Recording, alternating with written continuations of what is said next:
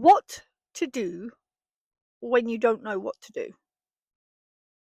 I mean, the gurus always say to you, oh, it's easy. You always know what to do. You always know what you want. And yeah, to a degree, there are times when that is true. But when you are in later life and you're struggling, your brain is doing weird things to you. Don't ask me what the technical terms are because I have no idea. But it starts to do weird shit. And whereas once before, if you were like me, able to make a decision, you're like, write down what you want to do, weigh out the pros and cons of those things, pick the most exciting one, the one that's going to bring you the most joy, the one that's easiest to do, or the one that costs the least amount of money, or preferably all three, and just do it. That's what I used to do. I used to have no trouble. Pick an idea, work out the pros and cons. Is it worth it? Is it not worth it? If it's worth it, it goes on to the next stage, blah, blah, blah. Get it done, achieve the goal.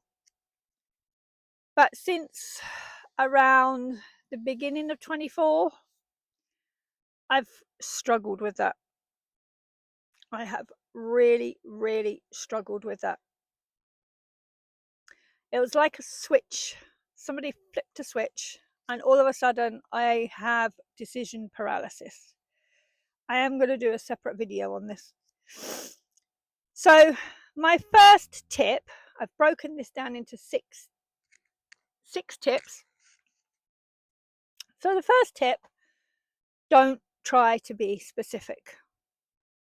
So, just don't even bother to try and be specific. There's no point. It's going to cause you more stress and more anguish and anxiety, the lot. Just don't try to be specific. Tip number 2, journal for 30 minutes every day about anything. Now, I suggest you get a separate journal to the one you may normally journal in if you journal on a regular basis like I do. Get yourself a separate journal, and for 30 minutes every day, set yourself a timer and just let the thoughts, the ideas, anything that's stressing you, whatever, just let it all out of your head and put it all onto paper. Now, what that will do is it will, release that stress in your brain because you're no longer hanging on to those thoughts and feelings and words. They're now onto paper. Secondly, it helps regulate your nervous system. So it's 30 minutes of peace and quiet, calm. You're writing, you're letting all of the words out of your head. And after a few days of doing it, you will start to feel some relief when you do it. Tip number 3, write down a list of all of the things that come up in your thought processes during the first 7 days. I suggest you do it in a 7-day chunk. So every 7 days, sit down, review what you've written over the last 7 days in those 30-minute segments.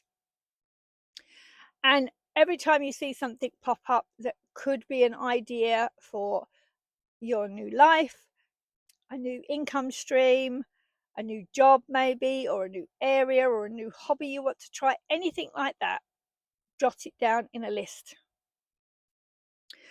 Once you've got your list, so on your day 7, you've done your 30-minute journaling, you look back all through everything, you've written your list, take 10 minutes to just look over that list and then either go for a walk, which is what I prefer to do, go for a walk for as long as you need to, or sit and meditate, or just sit and relax for half an hour, whatever, and just mull over that list. Just think about it. Just let your brain start to figure out what feels right. Make a note of it on your list. Make a note next to it. When you sit there and think about it for a while, so pick each item off of your list and think about it for at least 5 minutes. How does it make you feel? Does it make you feel happy? Does it make you feel sad? Does it make you feel anxious? Write it down. If it makes you feel anxious, why does it make you feel anxious? Is it because it's something new? Is it because of the cost? Is it because you're nervous about it? Write it down. Write down all of the feelings you have associated with that item on your list. Do that for all the items that come up on your list. And then tip number 5, leave it for 7 days. So completely ignore that list for the next 7 days. Continue your 30-minute journaling every day. Then in 7 days, 14 days after you first started, do the process again with the second week's worth of information, and then put the 2 lists next to each other. Is there anything that's cropped up twice? Now, sometimes you will get the same things pop up all the time. Sometimes you will get completely different things pop up all the time. So look for patterns. Now, if you're autistic like me, you will see those patterns almost immediately. In fact, you'll probably know there are patterns there before you even look at it. So notice the patterns, make a note of them, and then tip number 6, don't punish yourself. So if you can't find anything in those, if you can't journal for 30 minutes, or you miss a day, or you get to the end of the week and you look at this list and you go, there is, I don't know why I wrote this down. None of this looks like it's going to be any good to me. None of this makes sense. Whatever. Don't punish yourself. Just accept the fact that you haven't found it yet. Trust the process. Keep doing it. And eventually you will find that you have maybe 1 or 2 things, or if you're ADHD like me, multiple things will crop up time and time again. And that's when you kind of need to start honing in on, is this a good idea? Is this profitable? Or is this going to cause me pain? Or is this going to work? Is this going to make me have to step outside my comfort zone? If so, how do I feel about that? Just take it easy. It's not a race. It's a marathon. It's not a sprint.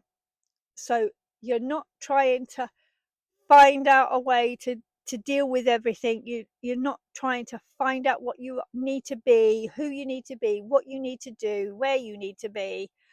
You're not having to find that out now.